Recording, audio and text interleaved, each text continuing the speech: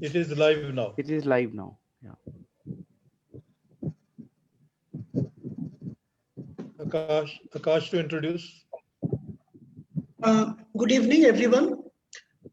Today we have with us Dr. Felix Padel for the fourth lecture in the Social Justice and the National Education Policy series. Our speaker today is somebody whom many of us are familiar with. He is an activist, he is an anthropologist, he is an author. He has written extensively on movements emerging from tribal areas of the tribal people, their issues, and their trajectories post-liberalization. One of his works, very important works, introduces to us the dangers of so-called mainstreaming of Adivasi people through education, something which he argues has been discredited now elsewhere in the world, particularly US and Australia.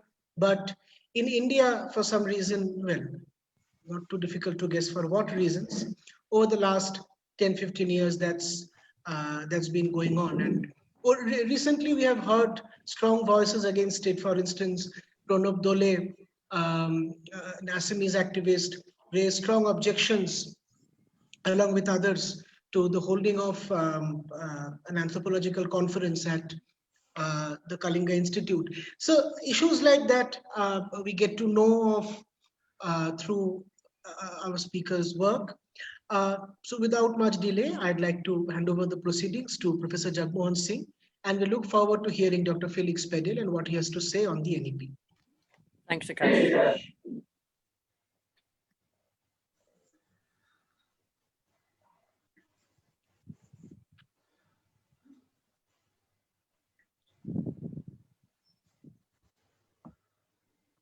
Do you want me to speak now, or will Jagmohan? Okay, I think Dr. Felix, I think you can start now. Okay, and what are you going to do about Hindi translation? Do you need that we will have after your talk. We will have your translation. We have a very good translator, so we will have Okay, it. That's great. Well, okay, I'll start then, shall I? Yeah, please go on. So, yeah, thank you ever so much for inviting me. This is a subject I've been immersed in for about the last 5 years, and I've mostly worked with several other people, including Malvika Gupta, who is a student of Krishna Kumar and studied tribal education policy at Delhi University, and I'm sure a lot of you know her. And some of the main articles I've written have been with her on this subject. So she couldn't be here today, but so I wanted to start from just an overview of the history, because it's a history that it's there in the books, we know it, but it's a very strange history in lots of ways. And as Akash said, from the 1960s, 70s, 80s, more and more residential schools for tribal children started in India, just while in Canada, in United States and Australia and New Zealand, this whole system was completely discredited. And that history isn't very much known in India, but I think it's becoming more known.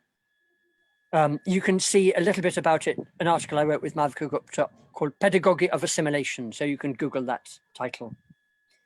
At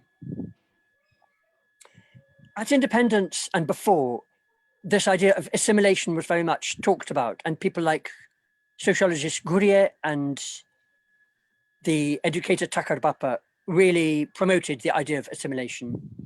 And this was at a time when assimilation was the official policy in the United States and Canada, and it was being done through residential schools, and they were quite open about that. But then that's the system that became very discredited from the 1970s to 80s.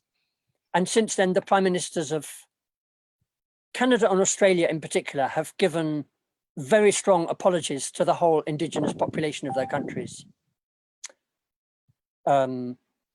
because they understand, and this wording is there, that these schools were aimed at forced assimilation and cultural genocide. So in India, the official policy from independence was supposed to be not either assimilation or isolation, but something in the middle, integration, where tribal people would join the mainstream on their own terms.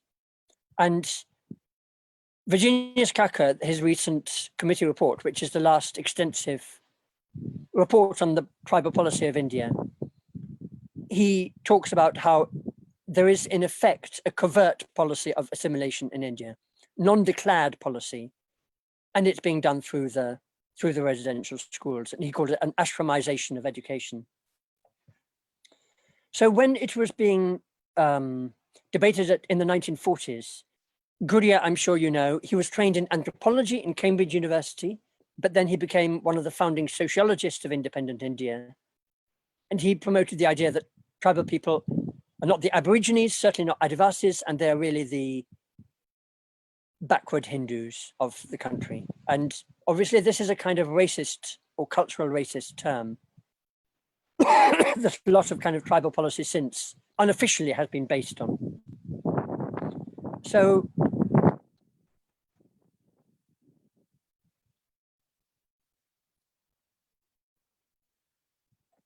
the tribe, one of the aspects is languages. So one of the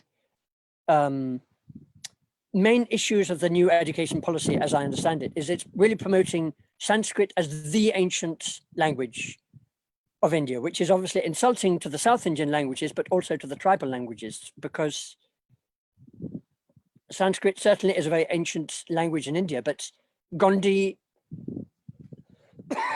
which can be looked on as a kind of grandfather of the Tamil language, and many of the other tribal languages, like the Munda ones, like Santali, the Bonda language, the Munda language, the Ho language, and Kuruk Oraum, which is another very ancient language. These are all extremely ancient languages of India. They weren't written down until missionary times, but because of that, they've preserved, as it were, intact the value systems and the knowledge systems of these people.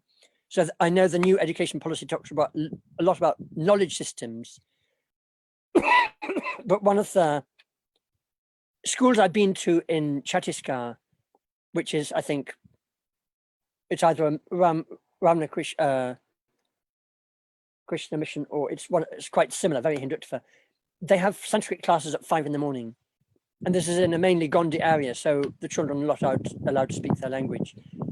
And there is just an extraordinary degree of racism in this, or promotion of one culture at the expense of others. Before independence, in the big debates they had that led to the 5th and 6th schedule, Jaipal Singh Munda confronted Thakur Bappa and said, "You've said that you want the tribal languages in your school, but your school would be much more approachable for the tribal people if you and your teachers actually spoke those tribal languages." And he asked Thakur Bappa, "How many tribal languages do you know?" And Thakur admitted, "I don't know any." So although Thakur's model included the tribal languages as a bridge, just to use them as a bridge until they become fluent in the state language, in effect, those tribal languages were excluded. And if you look at the first tribal policies of India, so in particular the Elwyn and Debar committee reports, this comes out very much of Malvika Gupta's work. You can see that the Debar committee made a very strong attempt to include tribal languages. They actually reported that state governments like Orissa or other states were very reluctant to include the tribal languages. So even the Debar committee report made the concession to they're only going to promote tribal languages spoken by more than 10,000 people. And then in the later policy document of 1992, that was changed to tribal languages with more than 100,000 speakers, which includes the large ones like Santali, Mundari, Kui, Gondi, but not the many, many small ones. So this is why Ganesh Devi characterizes the situation in tribal India as one of linguistic genocide, where because of the school policy and the marginalization of tribal languages in school, where children are even forbidden to speak those languages, these languages are actually dying out because of, it's like generations of tribal children have been laughed at for speaking those languages. So I'll talk a little bit more and later about this language issue, which several Adivasis now are really highlighting as an incredibly important issue, because the Kothari Commission in the 1960s under Nehru, it promoted the 3-language formula, and obviously the state language, the Hindi and English tribal languages left out of that. So in effect, that promoted the marginalization of languages. And what the Kothari Commission report also did was it really promoted the use of residential schools and hostels on a massive scale. And it also talked about redefining Gandhi's idea of work. The report actually says, Gandhi gave us a strong idea of a work ethic, but in the context of industrializing the tribal areas, this concept has to be changed to suit the tribal people for the industrialization. And this is where a kind of break happened between tribal people and their local environment and ecology. And all of their knowledge is disrespected, and basically all their skills are disrespected. And the whole of education policy is framed in terms of suiting them for the industries to become almost like a kind of slave labor, really, at the same time as the land's being taken. And under Nehru, he formed the very nice Panchayat principles, which talk about not allowing a kind of invasion of non-tribals into tribal areas. But he also started what he called the temples of modern India, the damming, the big dams, the big factories, the big mines. And Elwin, who was in charge of tribal policy under him, he never confronted Elwin on this. He went along with this forced industrialization, and he didn't really write much that I've seen at all about the horrors of displacement, which were starting in that era. So that's basically about the earlier policies. Then in 1986, as you very well know, the second national education policy under Rajiv Gandhi really promoted a lot of privatization of education. So in that area, several new kinds of schools started, like the Eklavya school and the Kasturba Gandhi schools for girls. At the same time, Tata Steel was beginning its philanthropic model of doing nice social work for the poor tribal people who have been displaced by the Tata industries and so on. So this is the background to the starting of KISS. So I'm going to talk a little bit about KISS. I want to know that you can hear me clearly, because I don't know how good my internet connection is. Can you hear me clearly? You're perfectly audible, although sometimes I think there's some wind or whatever, but otherwise you're perfectly audible. Okay, I'll try and speak slowly. So KISS started in the 1990s at the edge of Bhubaneswar, mainly for displaced people. And at first they were Dalits as well as tribals. Later it became only for the STs. It's the world's biggest residential school for 27,000 children. It's very much a showpiece for education all over India. It offers free education from KG to PG, from kindergarten to postgraduate, for tribal children only, mostly from Orissa, but also other states with maybe even a few international students, quite a lot from the Northeast and Jharkhand and so on. One of the things when you watch the videos from the website is you see the regimented clapping of the children, and you see the rigid separation of boys and girls, boys wearing basically blue, girls pink, just in the kind of traditional dualism of that kind. And one of the features of tribal culture is brother-sister relationships are very, very important. So this separation of boys and girls that happens there in a kind of almost industrial factory setting of the school is this rigid separation of the sexes, where they're not, even brothers and sisters aren't allowed to have contact. It's also extremely Hindutva. Christian festivals are not encouraged there. Tribal religions certainly don't get a look in. And everything is, again, formulated as if in Gauria's terms of tribal people being backward Hindus, with temples on the site of the school. Lots of Sanskrit prayers and Hindu festivals. And also the birthdays of Chief Minister Navin Patnaik and Prime Minister Narendra Modi are very much promoted. So this is in the context where Achyut Samanta has very complex political links. He's now a MP in the Raj Sabha and close links with the BJD as well as the BJP. And there is also a kind of culture of fear of critiquing KISS, because in 2017, the Child Welfare Committee they were asked to investigate. Somebody had alleged murders happening in KISS and things, and terrible problems of children who were running away and then returned, or some disappearing.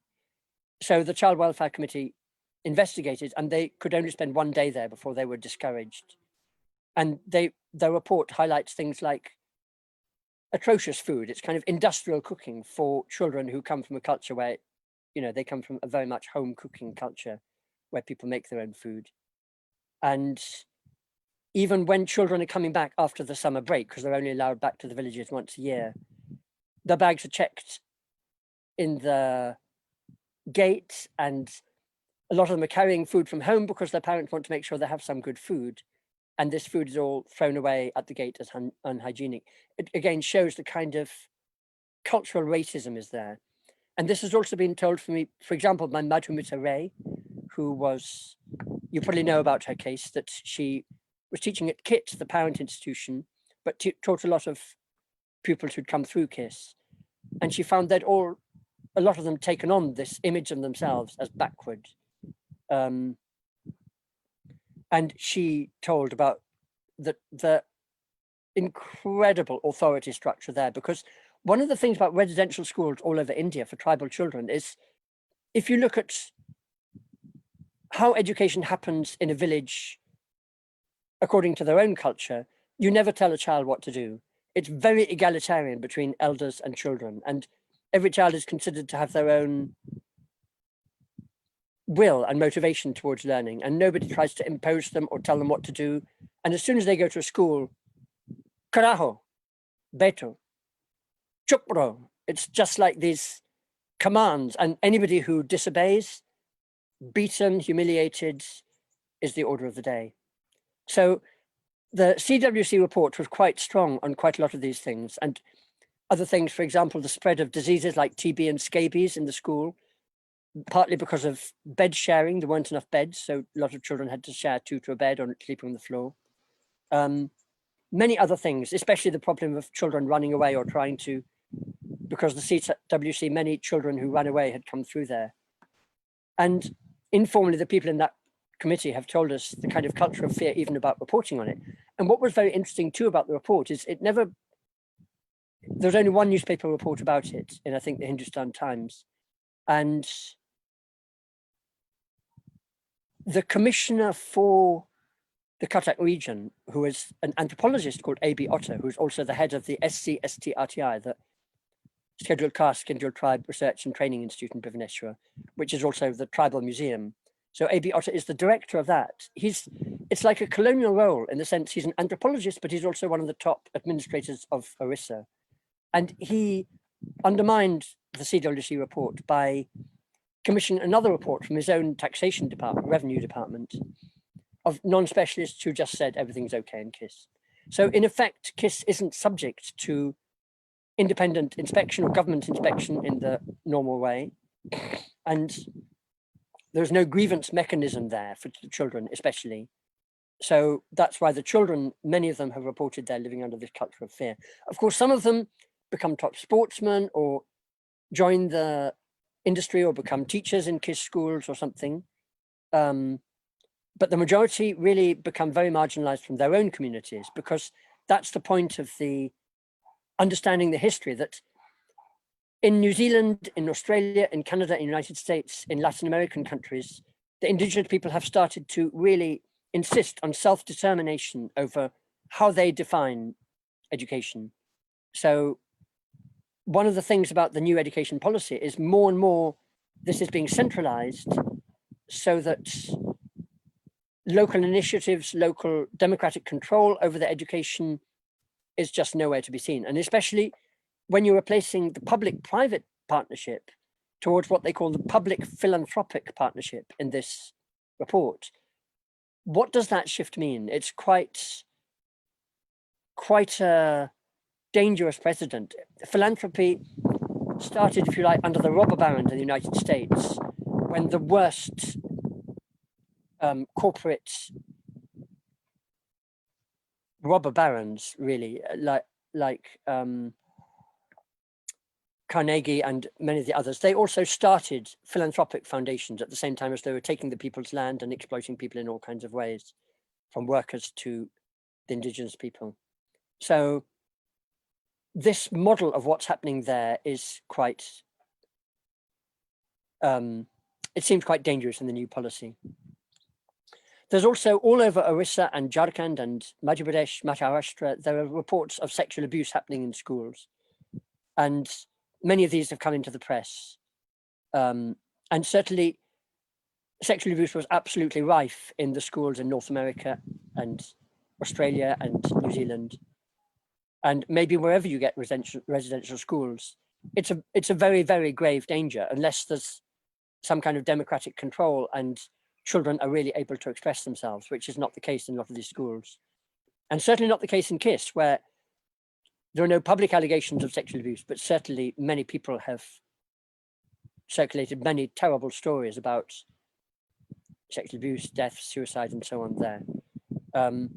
So one of the other things about KISS is it has a lot of the ambassadors to India are invited as special guests there. A lot of key people, even the Dalai Lama and Metapatka and people have been invited there. And so one of the things, they also get a lot of money and things from the UN for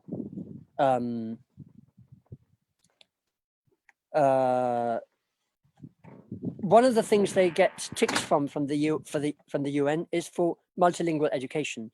And I visited the multilingual education lab there, and as with similar MLE that Tata Steel was sponsoring, in effect, some of the top multilingual specialists of India have said it's quite a sham what's happening in KISS. That, in other words, at the most, they're using the tribal languages as a kind of bridge or to kind of prettify the education system by having a few stories in Santali or something, songs maybe, but as a language to be spoken and interacted in and thought in and debated in, as an epistemology, these languages are not being given the respect they should there. And as I said, Ganesh Devi and other people are saying what's happening is linguistic genocide. One of the other aspects of KISS is that it's deals with several major corporations, especially 4 mining companies, NMDC, the National Mineral Development Corporation of India, which has also education city schools in Chhattisgarh, NALCO, and right at the moment in Koraput, there's a very strong movement against new NALCO mines. So even the children of the leaders have been co-opted into the school, and those leaders are now realizing the children almost being brainwashed against the movement or for the kind of industrialization, if you like. Also Vedanta, the MOU between Vedanta and KISS promises 10,000 rupees for every Dongria child basically sent from Niyamgiri to KISS, and there are up to 100 children who've been in KISS. And also Adani, and Adani has put its fingers into tribal education in Jharkhand and Chhattisgarh too, where they're taking a lot of tribal land. And in January, they started a new school with KISS in North Orissa. So one of the aspects is the link with anthropology that interests me very much as an anthropologist. So this World Anthropology Congress was agreed, they agreed KISS as the venue for the next World Anthropology Conference, which happens every 5 years. So it was to be held in 2023. And how did that come about is quite interesting, when anthropologists worldwide are very much aware of this link between residential schools and cultural genocide. So when a petition happened earlier this year, started by local people, including a lot of Adivasis, the World Anthropology Congress was cancelled at KISS, and Then there's a furor by several anthropologists and their associations saying this was colonialism and so on. Though another Indian anthropologist called Abhijit Guha, he's a spokesman for the anthropologists who do not approve of KISS, and he's written an article, When the Venue of a Conference Becomes More Important than Content. So I encourage you to look at that. And as I said, it's very interesting that A.B. Otter is an anthropologist and has been very closely working with KISS. And the Tribal Museum in Bhubaneswar has life-size models of Adivasis, all the primitive tribal groups, as a lot of people still call them, that is really kind of objectifying and primitivizing. I think many people from many countries would come there and say this is a prime example of racism or cultural racism. And of course, then it's a kind of internal colonialism that anthropology, because of the Anthropological Survey of India,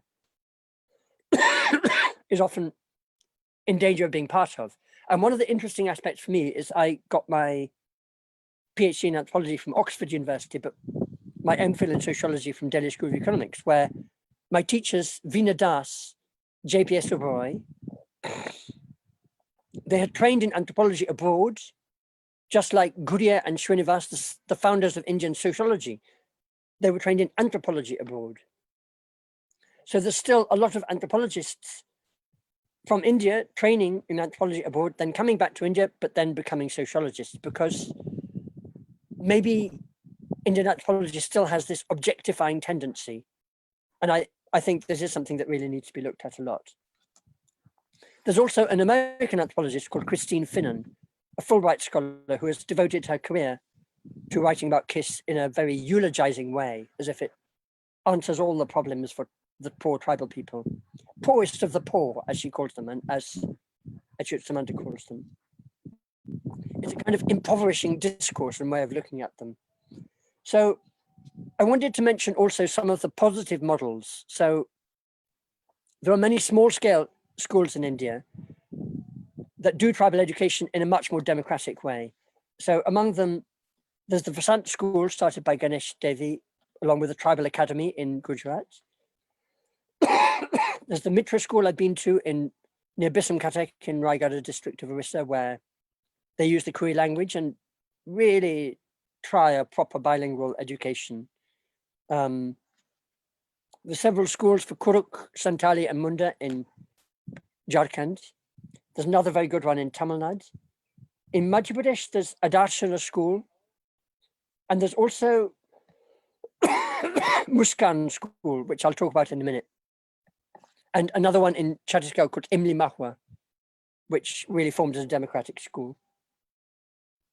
So what's interesting about Muskan is they use very closely the pedagogy of the oppressed system developed by Paulo Freire from Brazil, which talks about education as a two-way process, so that children also can educate their teachers and each other and talk about the issues that are happening and write and express. So Muskan was started in Bhopal and it's still going on very well. And the main two communities there, among others, are the Gondi that they use, the displaced Gonds who came to Bhopal, and also the Pardi tribe. And the Pardi are one of the tribes who used to be a criminal tribe, now technically a denotified tribe, who have different status in different areas.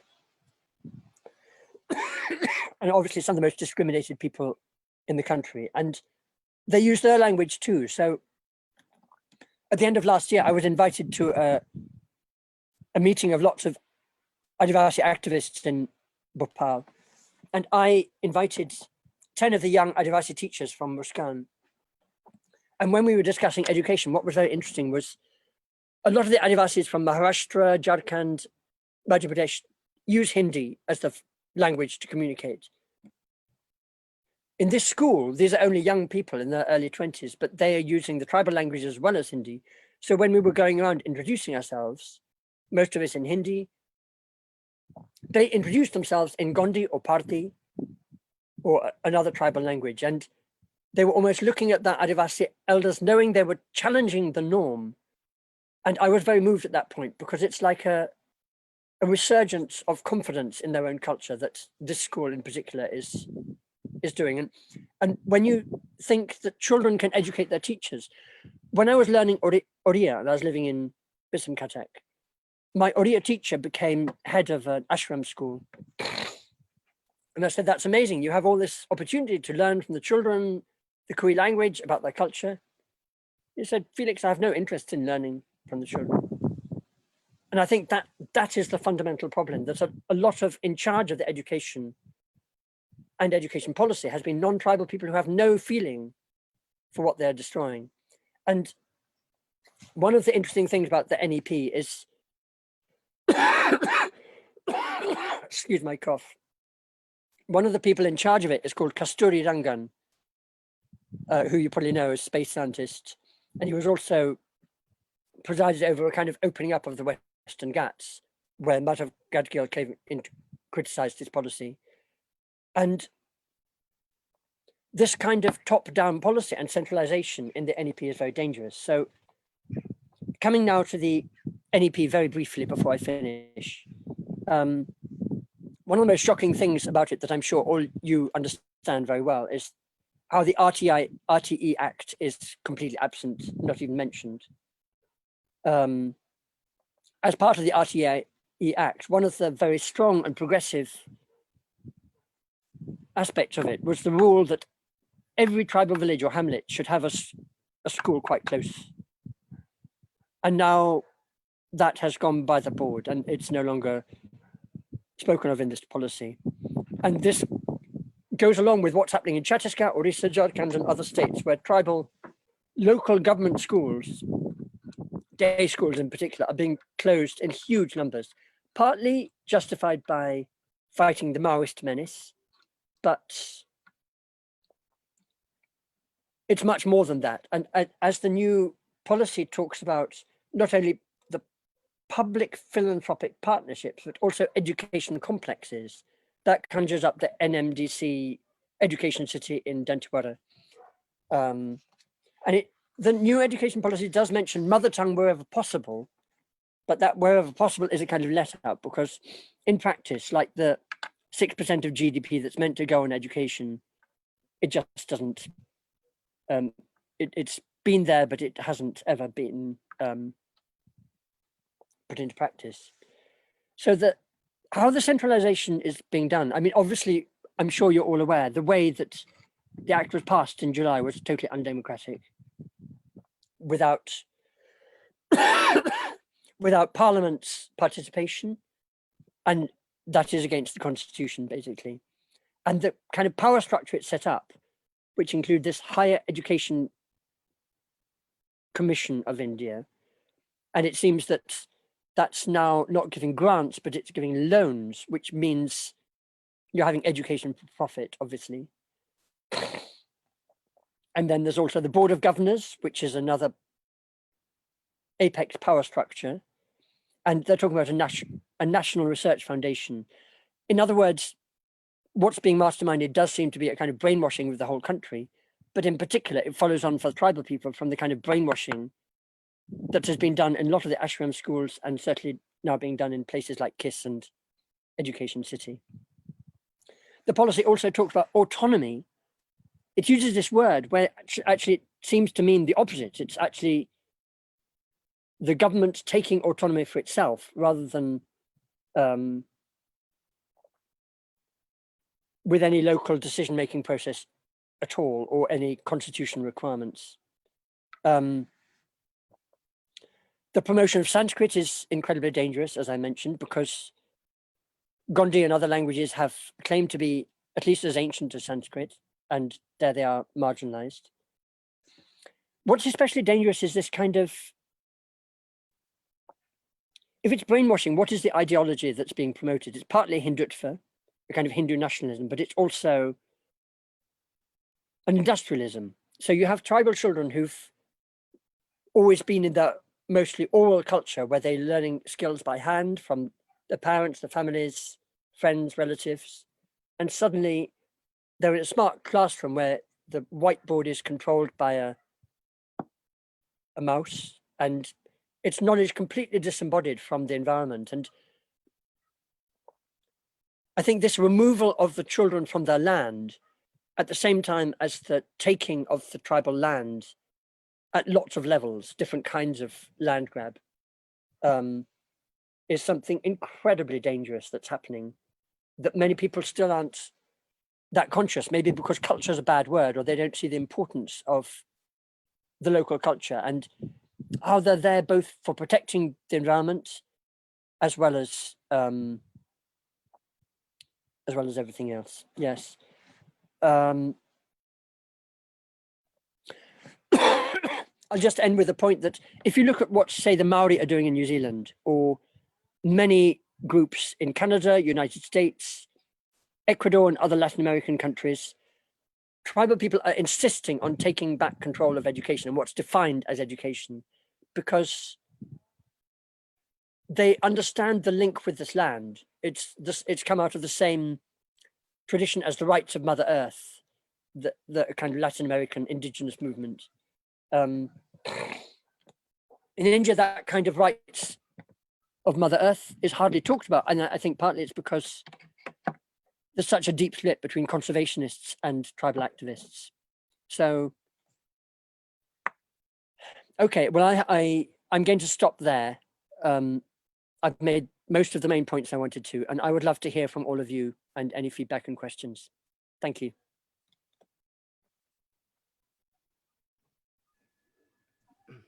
Ramamurthy ji, Hindi translation. Good evening to everybody and जिंदाबाद। आप सबको नमस्कार और जिंदाबाद। Professor doctor Felix जी ने बहुत ही उम्दा अंदाज में जो जनजातीय शिक्षा पे मंडराने वाले खतरे हैं उनके बारे में हमको अवगत कराया। मुख्य रूप से आज का विषय हमने रखा था कि जनजातीय शिक्षा, ऐतिहासिक पृष्ठभूमि और NEP 2020 राष्ट्रीय शिक्षा नीति 2020, और इसके अंतर्गत जैसा आप जानते हैं कि ये सामाजिक न्याय के अंतर्गत हम इस विषय पे चर्चा कर रहे हैं। तो डॉक्टर फेलिक्स ने मुख्य रूप से जिन बातों को हमारे सामने रखा है उनमें सबसे महत्वपूर्ण बातें ये है कि हमने आजादी के बाद विशेष रूप से जो औद्योगिक विकास, औद्योगिकता पर आधारित विकास और का शिक्षा तथा उसी को पल्लवित पुष्पित करने वाली शिक्षा नीति विकसित की, ये पूरी तरह से जनजातीय लोगों के हितों के खिलाफ है और जनजातियों के लोगों के की पक्षधरता नहीं करती। इसका उन्होंने सबसे पहले समाजशास्त्रीय परिप्रेक्ष्य बताने की कोशिश की, और आपने जिक्र भी किया कि आपने डॉक्टर लतिका गुप्ता के साथ मिलकर, जो कि प्रोफेसर कृष्ण कुमार की विद्यार्थी रही हैं, एक मुख्य इसके ऊपर लेख भी लिखा है जिसका नाम है पेडागोजी ऑफ असिमिलेशन, जिसका मतलब होता है कि जनजातीय लोगों को मिलाने का शिक्षा शास्त्र या उनको सम्मिलित करने का शिक्षा शास्त्र। तो वो जो है एक इस काम के आधार पर उन्होंने कहा कि ये बेसिकली हमारे जो समाजशास्त्रीय इसका परिप्रेक्ष्य वो ऐसे ऐसे एंथ्रोपोलॉजिस्ट ने डेवलप किया, जो पहले एंथ्रोपोलॉजिस्ट थे लेकिन बाद में अपने आप को समाजशास्त्री कहलाने वाले लगे। खासतौर पे उन्होंने गुड़िया का जिक्र किया।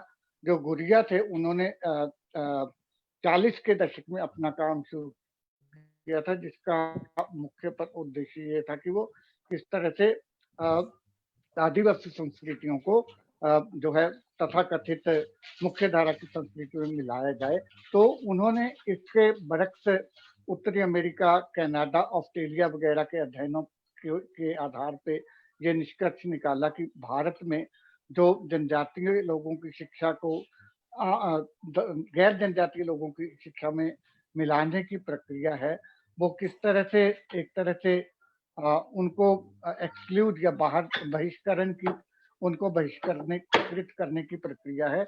उनके सांस्कृतिक आदिवासी की संस्कृति और भाषाओं के कत्लेआम की संस्कृति है।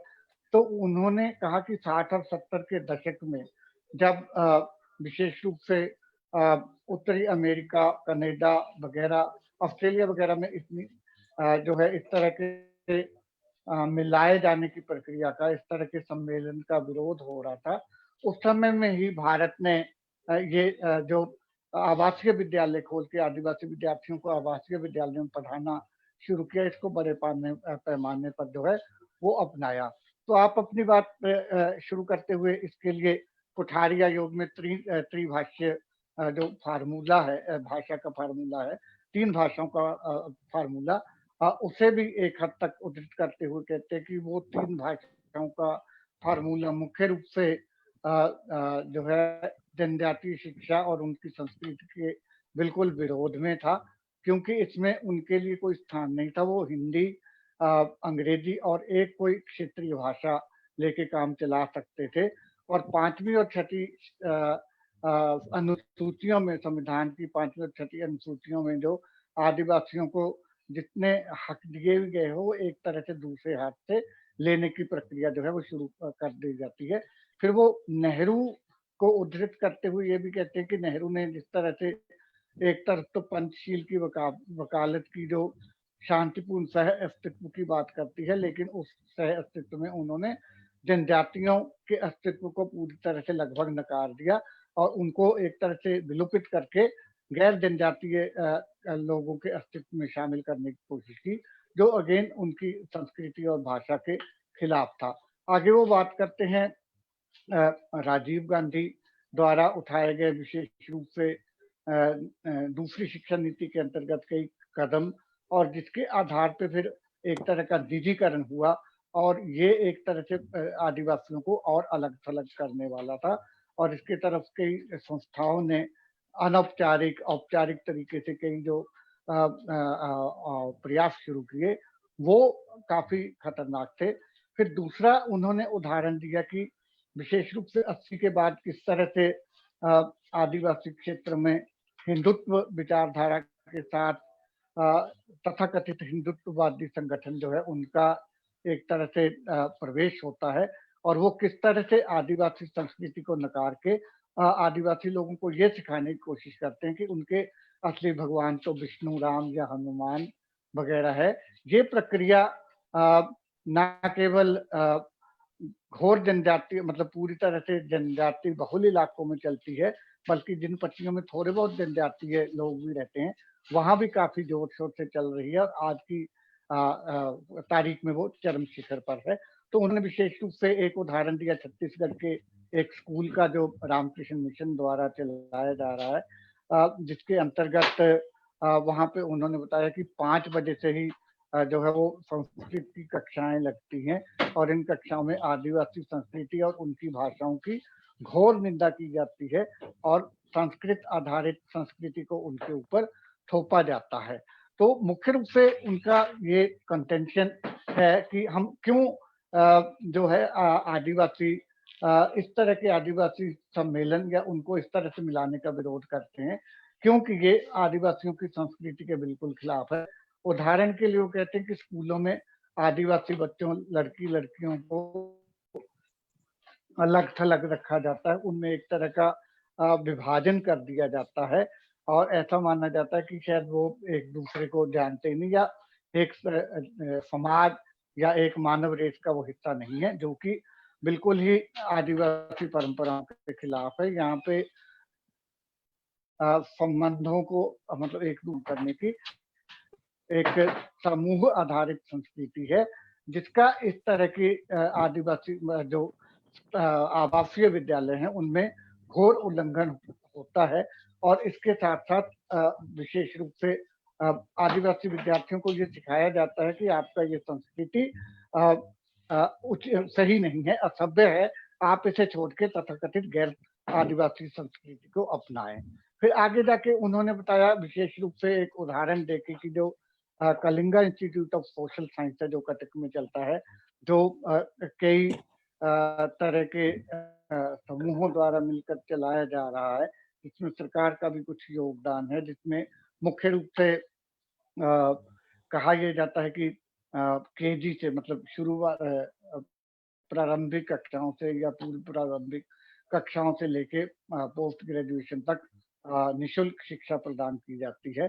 तो उन्होंने कहा कि ये जो किस जैसी संस्थाएं हैं ये भी पूरी तरह से आदिवासी संस्कृति को खत्म करने की ओर बढ़ाया जाने वाला कदम है और इनका असली मकसद अघोषित रूप से असली मकसद ऐसा है कि किस तरह से आदिवासी संस्कृतियों को खत्म किया जाए। तो किसके उन्होंने बहुत सारे उदाहरण दिए जिनके द्वारा इनका जो किसमें पढ़ने पढ़ाने की समूची प्रक्रिया और यहाँ किए जाने वाले समूचे क्रियाकलाप आदिवासी संस्कृति के खिलाफ हैं और वहाँ पे वो चीजें पढ़ाई जाती हैं जिनकी के आदिवासी संस्कृति से कोई लेना देना नहीं है, जिसका मकसद केवल आदिवासी विद्यार्थियों को उनकी संस्कृति से दूर करना और उनका एक तरह से ये ब्रेन वॉश करना है या उनके दिमाग में ये बैठाना है कि आदिवासी संस्कृति एक तरह से पिछड़ी हुई संस्कृति है जो बिल्कुल अस्वीकार्य है, जो स्वीकार नहीं की जा सकती।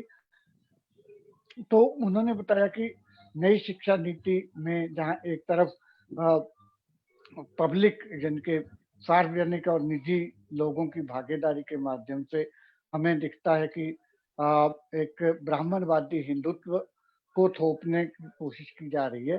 दूसरी तरफ से ही उसी के साथ साथ ब्राह्मणवादी हिंदुत्व के साथ इसमें विशेष रूप से जो एक कारपोरेटीकरण के द्वारा जो मतलब कारपोरेट औद्योगिकरण है जिसमें कुछ कारपोरेट समस्त औद्योगिकरण पे कब्जा करने वाले हैं उसको भी साथ में थोपा जा रहा है जो पूरी तरह से आदिवासी हितों के खिलाफ है या आदिवासियों को उससे कुछ हासिल होने वाला नहीं है। तो इसलिए बहुत सारे आदिवासी समूह इसका विरोध कर रहे हैं और विरोध किया जाना चाहिए क्योंकि ये उनकी संस्कृति को नष्ट करने वाली प्रक्रिया है। इसके इसी बात को आगे बढ़ाते हुए उन्होंने कुछ उदाहरण दिए जिसमें नई शिक्षा नीति में एक तो शिक्षा का अधिकार वो चाहे जिस भी रूप में है उसको लगभग और जो है वो कमजोर किया जा रहा है या लगभग ना के बराबर उसका जिक्र रह गया है जिसका आदिवासियों को कुछ ना कुछ फायदा शायद हो सकता था लेकिन अब वो नहीं होगा। इसी तरह से इस नीति के अंतर्गत जब प्राइवेट जो निजी लोग हैं, निजी समूह हैं, निजी कंपनियां हैं, वो प्राइवेट क्षेत्रों में हस्तक्षेप कर आदिवासी क्षेत्रों में जाएंगे, उनको ये एक तरह से खुली छूट दी जा रही है कि वो आदिवासी क्षेत्रों में जाके अपने शैक्षिक उपक्रम भी चलाएं जो असल में पहले से कई ब्राह्मणवादी हिंदुत्व संस्थाओं द्वारा चलाए जा रहे हैं। तो ऐसे उपक्रमों से आदिवासी संस्कृति को आप एक तरह से उनको बिल्कुल नष्ट करने का लाइसेंस देने की कोशिश कर रहे हैं जो कि बिल्कुल स्वीकार करने लायक नहीं है। तो उन्होंने कहा कि जहां पूरी दुनिया अब इस बात को स्वीकार कर रही है कि आदिवासी कल्चर निश्चित तौर पे एक अलग किस्म की संस्कृति है जिसका संरक्षण और जिसको बनाए रखना मानवीय जाति के लिए भी बहुत महत्वपूर्ण है, यह केवल आदिवासियों के हित में नहीं है। ऐसी स्थिति में भारत सरकार की नई शिक्षा नीति के द्वारा आदिवासी भाषाओं को खत्म करने की प्रक्रिया और उनके संस्कृति के ऊपर जो है एक तरह से उनको तथाकथित जो गैर आदिवासी तथाकथित मुख्य धारा की संस्कृति है उसमें शामिल करने की प्रक्रिया जो है ये बहुत ही खतरनाक है। फिर अंत में उन्होंने कुछ उदाहरण भी दिए कि आदिवासी संस्कृति के संदर्भ में या आदिवासियों को की भाषाओं और संस्कृति को साथ लेकर चलने वाले जो कुछ विद्यालय हैं उन विद्यालयों को देख के हम ये कह सकते हैं कि किस तरह से ऐसी शिक्षा नियोजित की जा सकती है।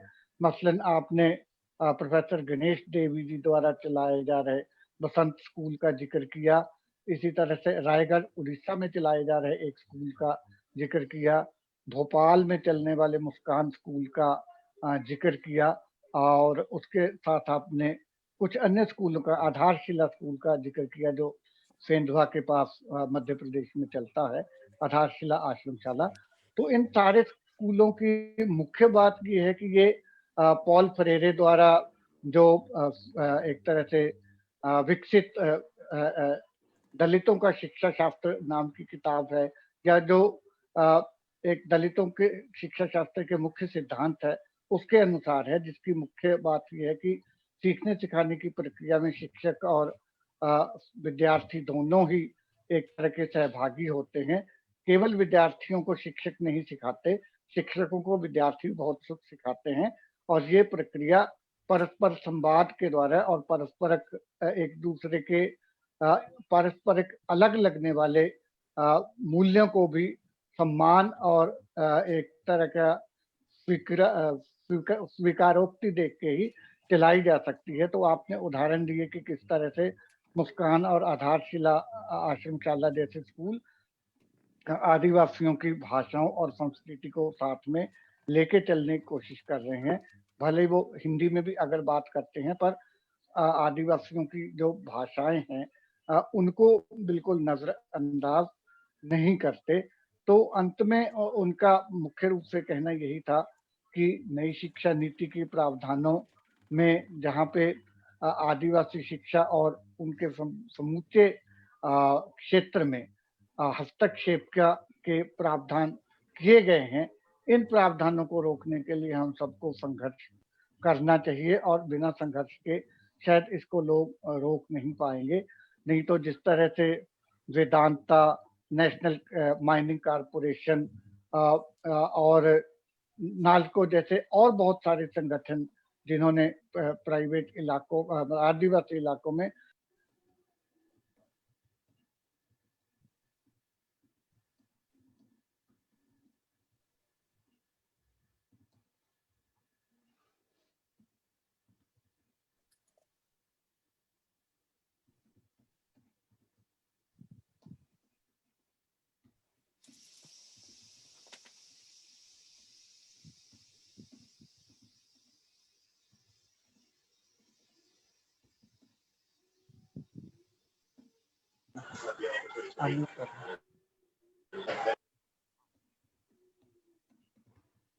डिस्कनेक्ट तो नहीं हो गया?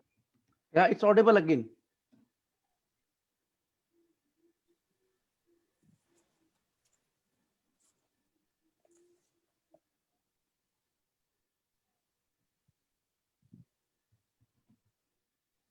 राममूर्ति अनम्यूट करिए अपने आप को।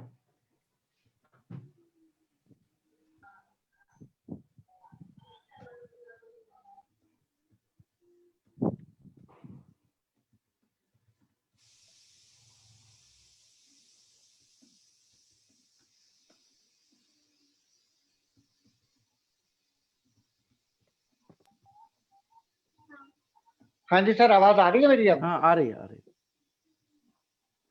एक्चुअली वो नेटवर्क की वजह से थोड़ी दिक्कत आई, तो आप थोड़ा सा मुझे बताएंगे मैं लास्ट में कहाँ तक आप लोग सुन पाए थे, क्योंकि मुझे समझ में नहीं आया डिस्टरप्ट कब हो गया। अगर लास्ट की एक आध लाइन बता सकते हैं तो I can continue from there.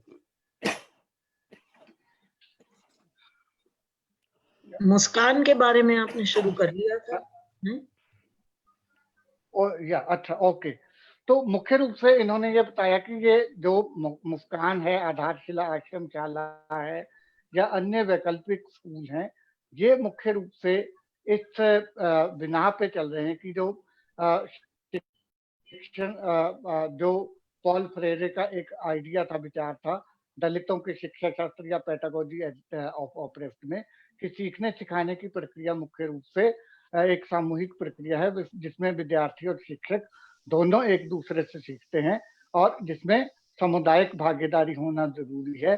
बिना समुदाय की भागीदारी के हम शिक्षा के काम को और बिना एक बराबरी को स्वीकार किए हम शिक्षा को हासिल नहीं कर सकते। जब हम सीखते हैं तो उसमें सब लोग एक दूसरे के बराबर अपने आप को समझे, तभी हम सीख सकते हैं। तो इन प्रयासों के आधार पे जो है ये जो कुछ आविष्कारिक, इनको हम नवाचारी कह सकते हैं, वैकल्पिक स्कूल कह सकते हैं, जिनका उन्होंने जिक्र किया, ये स्कूल चलाए जा रहे हैं। तो हमें अगर आदिवासियों को सही ढंग में शिक्षित करना है तो ऐसे ही स्कूलों की जरूरत है जहां उनकी संस्कृति और भाषाओं को भी समान रूप से ही नहीं बल्कि प्राथमिकता के आधार पे संरक्षण दिया जाए। और अंत में उन्होंने एनईपी के बारे में ये निष्कर्ष निकाला कि एनईपी के बहुत सारे प्रावधान आदिवासियों की शिक्षा और संस्कृति दोनों के परस्पर मतलब एक तरह से पूरी तरह विरोधी हैं, और ये एक संयोजित योजना है, षड्यंत्र है, जिसके तहत ये कोशिश की आदिवासी संस्कृति और शिक्षा को तथाकथित गैर आदिवासी या तथाकथित मुख्य धारा की शिक्षा में शामिल कर दिया जाए। ये प्रयास जो है इसका हमें विरोध करना होगा और इसके लिए संघर्ष करना होगा। धन्यवाद। Shukriya, Ramamurthy ji. And of course, Dr. Felix, thanks a lot for a wonderful presentation. And we will now open it for discussion. There are already some questions and responses in the chat box, which Akash Bhattacharya, Dr. Akash Bhattacharya will read out. I think from there on, then we can move on. So will you read, Akash, those questions first? Yeah. First we have. Mute है ना? Yeah, first we have Sunil. Unmute करो. Thank you, Dr. Felix. You muted me completely. I have some questions in my mind regarding the northeastern part. With regard to the northeastern part, because tribals does not feel or agree that they're Adivasis in the northeastern. Absolutely. Yeah. I saw that. It's good. On these variant notions of who is a tribal in regional context, do you think 6th schedule, as it is extended in some part of Northeast, do help tribal people or it damages them? Yeah, I think this is a very important point. Like the categorization, Adivasis is a strong political term in the main part of India, but not in the Northeast because of the tea tribes and how the British brought them there. On land that is now, we know, is Bodo land or Karbi land or Nagaland. So it's very important to be sensitive to these local definitions of who people are. And I think one of the troubles with the 6th schedule is, although it's much better, as we know, than the 5th schedule, it gives more local control. A, it's only applied in a few parts of the Northeast. B, it can empower a tribal elite. And one of the other questions asked by Sujit Tokchom, the last question he wrote, was, it's very true that if you look at tribal societies now, whether in Northeast or in Central India, there is a lot of class differentiation and exploitation within the Adivasi communities, and corruption, of course, of a lot of tribal politicians. Obviously not all, but there is that tendency there. Like in Arunachal Pradesh, in Jharkhand, it's been really notorious. And if you look at the history of schooling in this, how the missionary schools in India started the same time as they did in America or Australia or Canada. But in India, the purpose was to create a tribal elite. And they succeeded. They created a tribal elite, a so-called educated elite, who then became more or less often quite alienated from their societies. While in India from the start, the aim was, if you like, cultural genocide, to detribalize the people. And what I would argue is that this is the aim of the new education policy. It's a kind of, regarding tribal people, it is imposing what happened in America, basically a kind of cultural genocide. So regarding the position of the Northeast, Indrani also mentioned what at least one journalist wrote about very strongly, that taking of Northeastern children to basically RSS-run schools in Gujarat or Maharashtra, it shows the same kind of mentality. And you will know better than me, but I think a lot of the similar tendencies are there in the Northeast to do with the kind of residential schoolization of the mentality and also the kind of linguistic genocide. But there's also things like, for example, in Nagaland, you've got the communitization of education, where you've got every village having some control.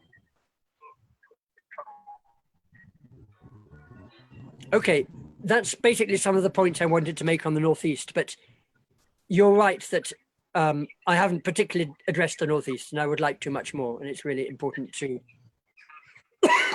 understand the policy regarding Northeast alongside the main part of India, because there's so often a separation between Northeast and the rest of India.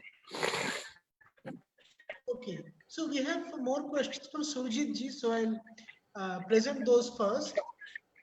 What was the political motives of Nehru's Panchsheel, as it was recommended by Verrier Elwin, though Nehru was adopting a completely contradictory model of development? I thought that was a really important question because basically, to me, the Panchsheel words, brilliantly written, they do excuse my cough, they represent a kind of idealized notion of how the state should behave to the tribal people, but it was not implemented at all. And if you look at Nehru in Telangana, in Andhra Pradesh, and Nehru towards the Nagas, where he started major atrocities to suppress the Naga movement, I'm afraid he was not very pro-tribal, although he pretended to be, and Elwin helped him develop this image that he was. So I'm afraid that's how I would understand Nehru, that it is a complete disconnect, like a Janus face, one face very nice towards them, one face absolutely the opposite. The next question, you said tribal life is very egalitarian. While it is comparatively true in terms of less gender discrimination and mere absence of caste-based discrimination, don't we think that romantic notion of tribal culture as free from discrimination and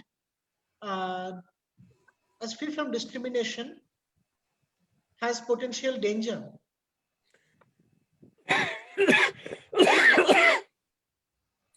I think it has, as I just talked about, the creation of class formation in all the tribal societies in India through the schools, basically. But also, yes, of course, every society has its own forms of oppression. But I think you have to understand, under colonialism and then internal colonialism, those forms of oppression have got much, much, much more acute in the last couple of generations. That's not to say that there were forms of class, forms of discrimination that were often terrible in the past.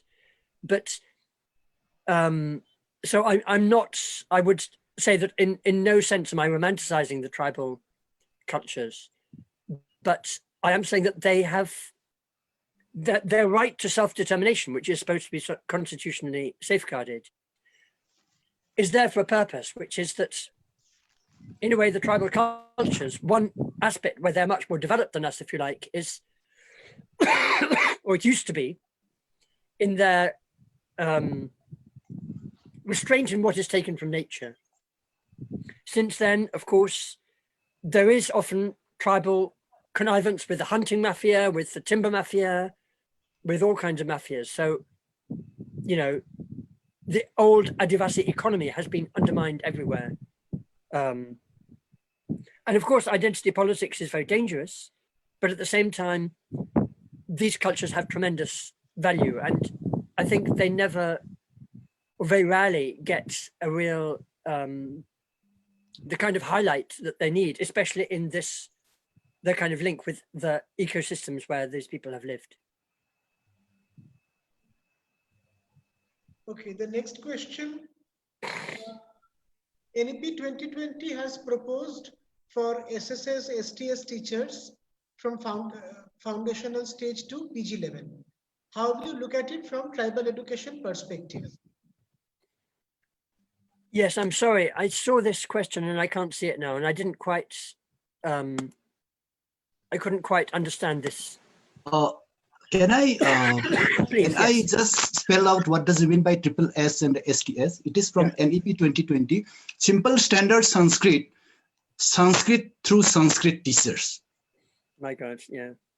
It is, yeah, this is available from foundational stage up to PG level as a provision, though optional, centrally, it is likely to be supported centrally. Yeah, it will be funded centrally.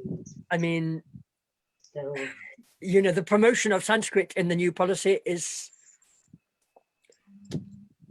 it's appalling if it's being done, promoting Sanskrit over all of these other ancient languages. That, of course, Sanskrit is a wonderful language, but now in many of our eyes, the way that tribal children are being forced to say Sanskrit prayers and pray to the Hindu deities using these formula, it is very much a kind of forced assimilation.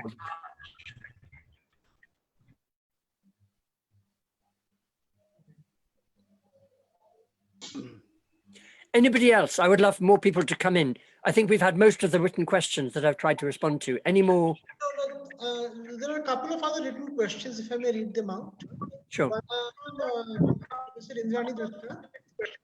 We often hear that the northeastern part of India, many children are taken to some schools in Gujarat, Maharashtra, but they're trained in a way that they start despising their own culture and start spreading values which are alien to the community. Some children get lost in the process who never come back.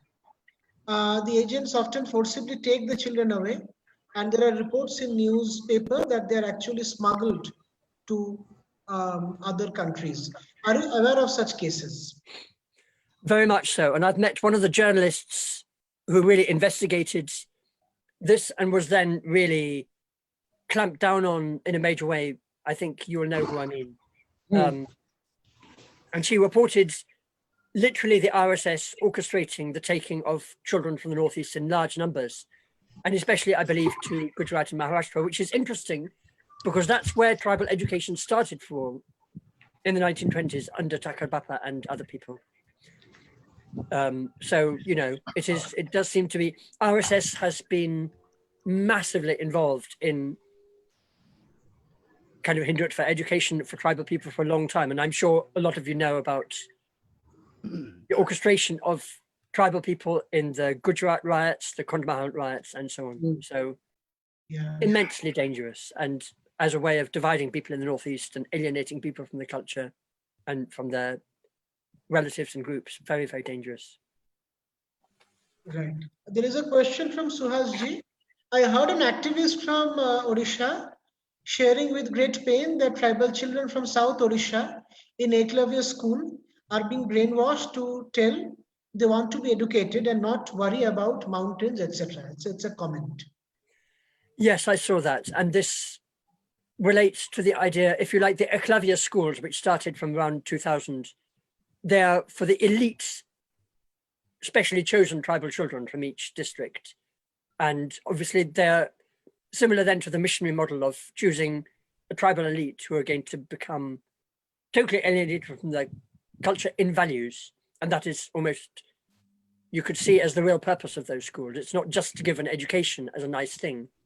It's really to indoctrinate them into a particular kind of identification with the elite and then an alienation from their own people, to me, to be really frank. Can I add to it a little bit? Please, yes. Yeah, I'm Suhas. In continuation with that, I would say that, I mean, even from earlier times, the tribal education, even in Maharashtra, where I come from, is being used as a tool of different religions trying to impose it, meaning people don't accept tribals having their own way of life, different from any other religion. I stayed in some tribal villages. So, and if I have to choose a religion, I'll choose a tribal religion which respects nature than any other religion. But it is, meaning in the name of educating them, every group is trying to delink them from the nature. And that's what I feel has been always very devastating. And NEP 2020 adds to it as not just dealing from the nature, but trying to submit them to the corporates in a, as half-skilled or unskilled cheap labor. And that's what I'm really concerned about. Thank you. You know, there is one question on Facebook which I'd like to read out. Adarshila Learning Center, they have asked, education is a political tool of the state.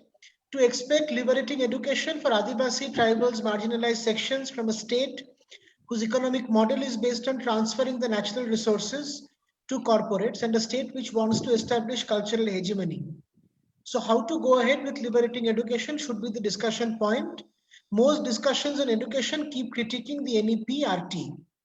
How to use fifth schedule provisions for this? These are the two questions I think over here.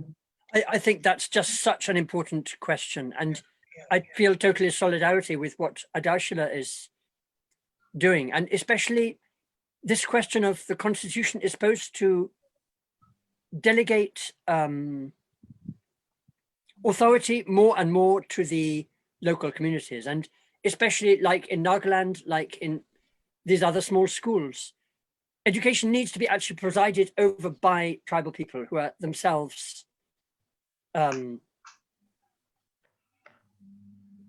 a way local communities, not even an educated tribal elite, but just communities having control over what they want to teach children, rather than, as precisely as you say, education has become almost a tool of brainwashing and of forcing a kind of assimilation into a very lower rung position for the majority of tribal people.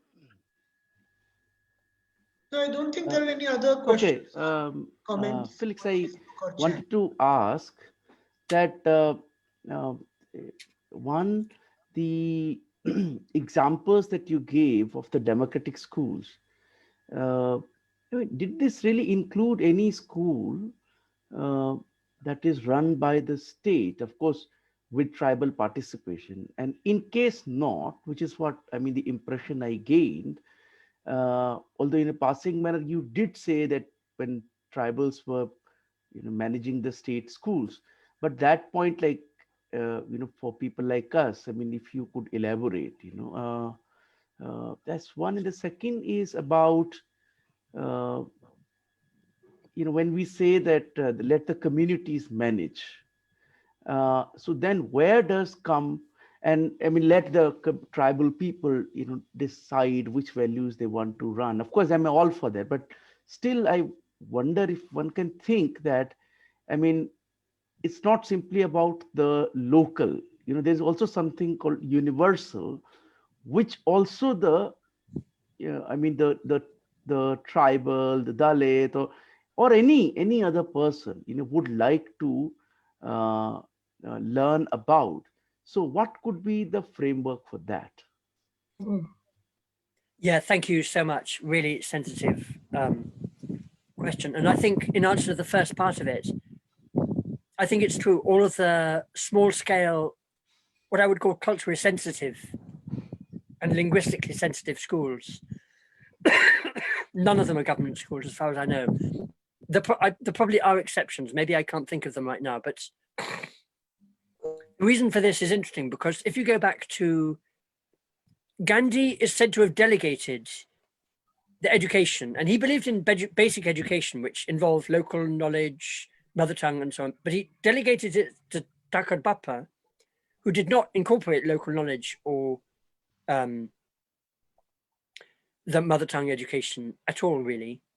But another Gandhian in Gujarat called Takaram Dave, I've been to his school, and his school originally they did use the tribal language. So that to me is very interesting that there was another model of what became the ashram school. But then the ashram schools that started and came out of Gujarat through Maharashtra, Madhya Pradesh, and so on, they did become, just like Suhas was saying, very, very well, Hindutva or Hindu nationalist in their outlook, very narrow, without including the tribal way of life or skills or knowledge or so on. And what you're saying about the universal values, yes, and secularism.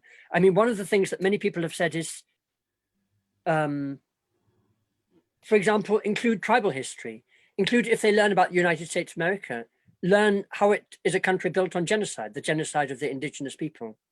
And that's not something that most people they're beginning to learn that in Canada and places, but that hasn't come much into India.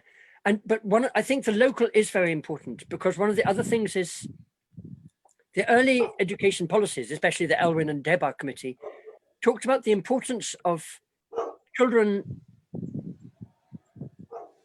participating in festivals and participating in the work of the family, which happened more in some seasons than others. And they said, this work is very important because the children are learning through this work, and the timing of the schools should be made sensitive to that.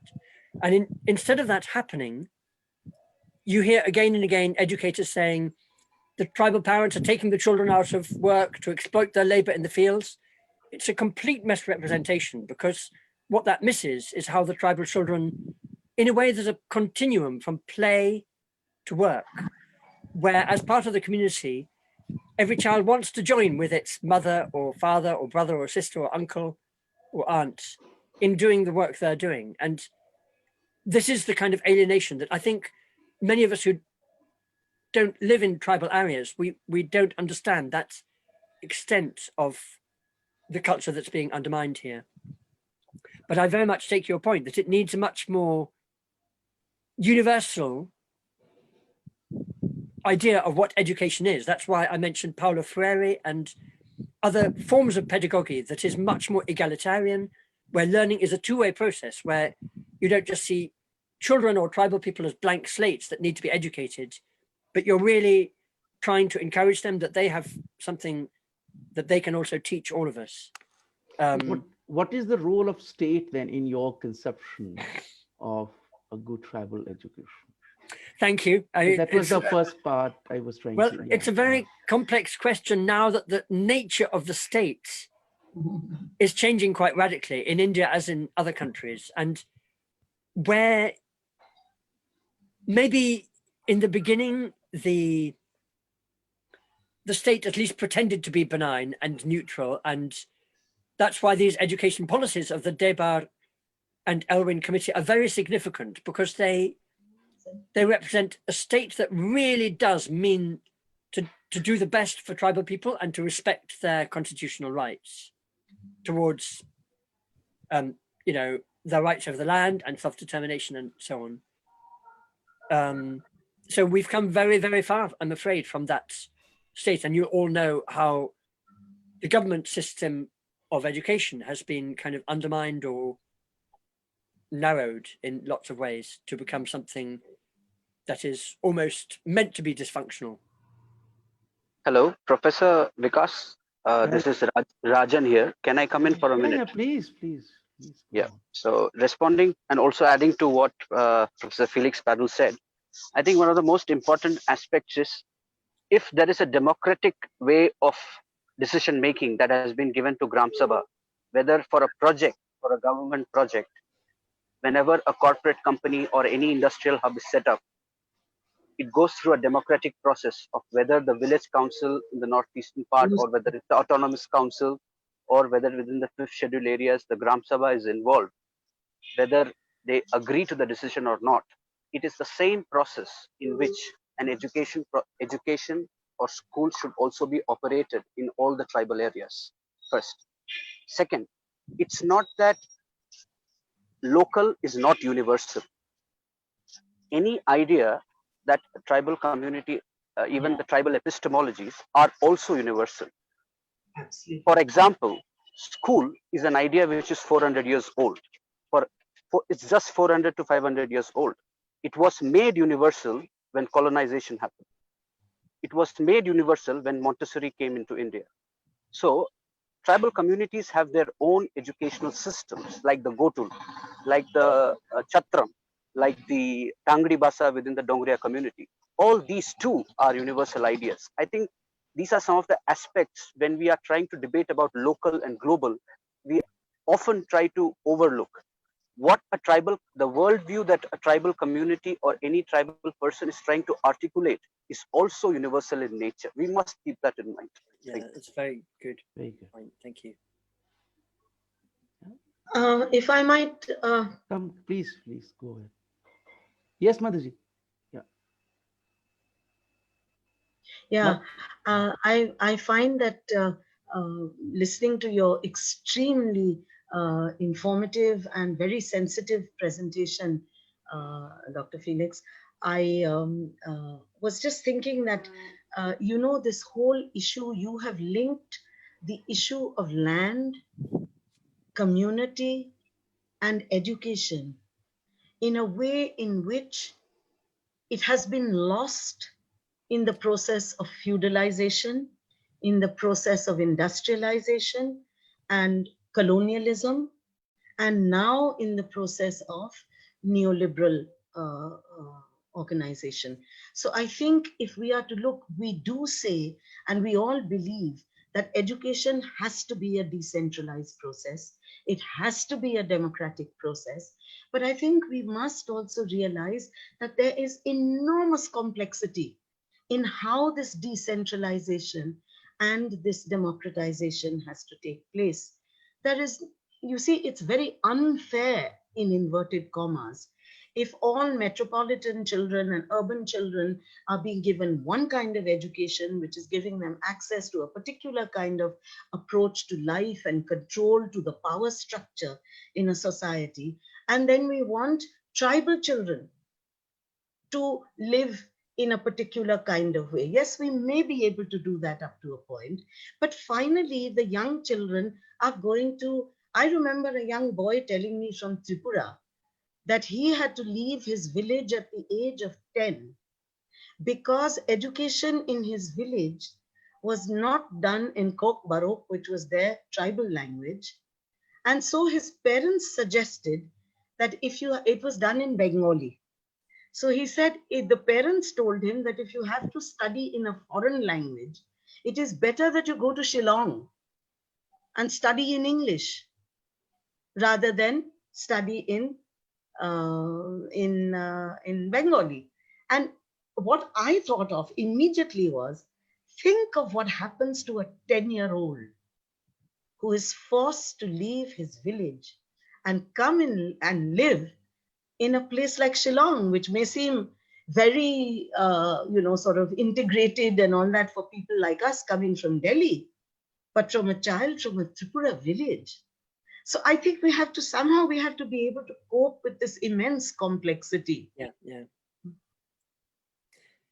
Thank you very much for that. I mean, I do agree, except that I think the KISS is justifying itself in terms of giving children a choice. Do you want to become a doctor? Do you want to become an engineer? Do you want to become a school teacher? Then we'll give you a passport to that, and we'll give you the means for that.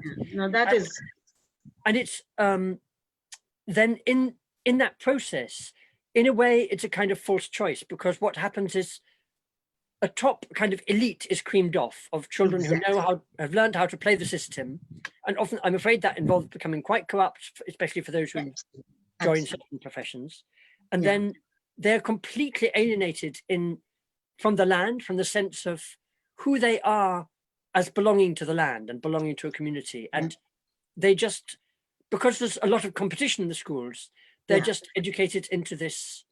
So as you say, it needs a lot of complexity. And if you look at the real multilingual education models that I've talked about, these 10 young tribal teachers who I met from Muskan School, they're there in their early 20s, fluent in Hindi, English, as well as their tribal language, and each other's tribal language too.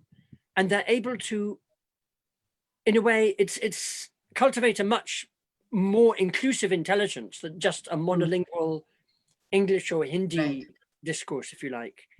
And if you look at what the brainwashing is into, a lot of it is into industrialism, into a kind of belief in industrialization, where they're so taken by the technology of the mobiles and the computer controlled classroom that their own knowledge systems are just considered quaint. And you have again and again tribal parents saying, when our children come back, they're useless to us. They no longer respect us.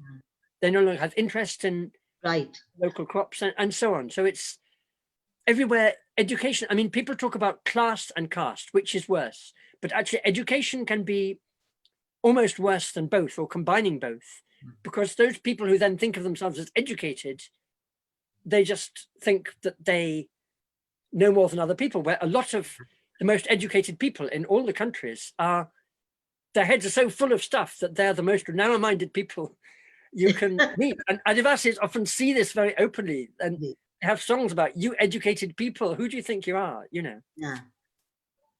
Very right. There's a very rich, book, very rich presentation.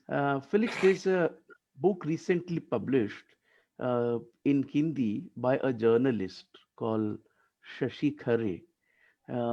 And I remember, and this is basically this is based on, his own visits to government schools in different parts of the country. I think in 6 or 7 states. This is called Ummeed Ki Pathshala, and I don't remember whether there's any school from the Northeast as such, but I remember one instructive example from Goa. Since you talked about this multilingualism, and he gives this example of a teacher teaching in some place in Goa, away from some city, and there are 6 language speakers in the classroom. And initially she had a lot of difficulty, and this is a government school. So initially she thought of taking transfer, but then subsequently she adopted, that creative pedagogy, rather than instructive pedagogy. And she resolved the issue of multilinguality. And then, I mean, in the process, children not only became part of the education process, they also learned this, terminology for the same object in different languages, including the teacher. And this was happening, of course, because of the initiative taken by a teacher, but even in a state-run institution. That's really we lovely. We hope that, we are able to maybe, have, more motivating examples of what, Rajan pointed out, even of the state-run schools in the Northeast. But in case really somebody has a very pressing question, we can take. Otherwise, I think since we are already now at 8:30, so we can ask our chairperson, Professor Jagmohan, to, please. Actually, I wanted to ask Felix about the tribal, the tea garden schools, like if you have any idea, because, as I'm aware, I did some studies in the Northeast and in the tea garden areas, of course. And then I found that, in the tea gardens, and you talked of missionary schools, but these missionaries, like was in the beginning, in the East India Company in the, like 1826, 1830. And so they came in nexus with the, like East India Company, and the missionaries came into nexus. And while these missionaries set up schools and later on colleges across the northeastern states, and of course in Assam as well, everywhere, they did really give good missionary education, English education, of course, and also in medium of Assamese in some parts. But in the tea gardens, what they did, they were allowed to have schools only till class 5. And you will be surprised that this is being followed till this date. And instead of, and so that, the children of the tea gardens, they cannot just fly away when they get good education. So they are within this enclave economy. They are bound to be there and to become again, leaf pickers. Secondly, some dangerous things are happening of late. Within these tea garden areas, like the École Vidyaloys have come up. And these École Vidyaloys, RSS run École Vidyaloys, what they are doing to the people. And they are spreading actually all these Hindu ideologies, Hindutva ideologies rather. And then, they are making children more superstitious than they were there. These superstitions which was already there, and they are now becoming more superstitious, And so I was just wondering if you're aware of this. No, that's really, really, thank you so much for that, Indrani, because as you probably a lot of you knew Abhay Kaka was a very close friend, and he died in the tea gardens area in North Bengal earlier this year. And he's one of those Adivasi friends enormously missed by a lot of us. So I didn't know that's about that history enough. But what you're saying is educating them just up to standard 5. That's like almost educating them as workers who will stay workers, and half educating them, not giving them enough to really be free or make an independent move. And then, you know, the Christian missionaries now, a lot of them are the most enlightened people in terms of they have understood the whole hegemony that was started by the missionaries, and there were many of them very critical of it. So the RSS has a kind of missionary reaction where it's, again, a completely missionary model, but to this idea of Hinduizing. So thank you for that. And Vikas, please send me the link to that book you mentioned in Hindi. I would love to get it. Okay. Yeah. I'll send it. Well, I hope these ideas will stimulate you all for more discussion. Exactly. And in fact, thank you so much. I think when we, some of us, and Sujit had taken on a tour, we went, and I think even in some subsequent conversations, I think Indrani had organized a consultation with some activists in the Northeast, and I think we got some, really worrying reports, like, even when the RT Act said that the school hours are 6, daily basis, these schools with single teacher basically conducted teaching only for 2 hours, even then. So anyhow, but I think, this discussion can go on. I would really request Professor Jagmohan to close this discussion with a vote of thanks, and then informally we can go on, but we can stop the live thereafter. Yeah. I'll just add Dr. one Vikas. thing. Dr. Felix is actually, great grandfather of. Yeah. Yeah, but I feel Sujit that wants to say something. Just say one line only. As far as the garden is concerned, we have to refer to the plantation of 21, where the up to primary level. No, say it again. Your voice. Plantation Level Act 1951, applicable to the tea garden, and that act provide free education up to lower primary school. That was one at lower primary schools was available in the early phase, where the missionary manpower used it by the tea companies. But it was never of the acceptable quality education. It was a very, very inferior. In fact, it was a domestication education. Exactly. So that was a different story, but there was provision. Okay, over to Professor Jagmohan, I think now. Yeah. Thank you, Professor Felix Padel. It is always enjoyable to listen to you, and that insight with which you make us understand the reality of the problem. And particularly, I was thinking that, as you said, that elitism is one part of it, that you break elite, and then later on complain that so many people are educated, but your community is still at the same level, primitive level where it was. They want to keep it. So disconnection and alienation is really a big challenge. And that was only, so it is very thankful to you. And I think we have a very lovely participation from our participants also. But I would like to announce that Sujit last time had some dialogue with the grassroots people on this that what are their problems. And that video is available on our AIC, AIF, All India Forum for Right to Education, YouTube. I think that's also explaining the experiences which are there, and that was a very, I found it very interesting, and we have brought it there. So thank you very much, Professor Felix, to make yourself available. Thank you so much, all of you. I feel very honored and very happy and solidarity with all of you. Yeah. Thank you very much.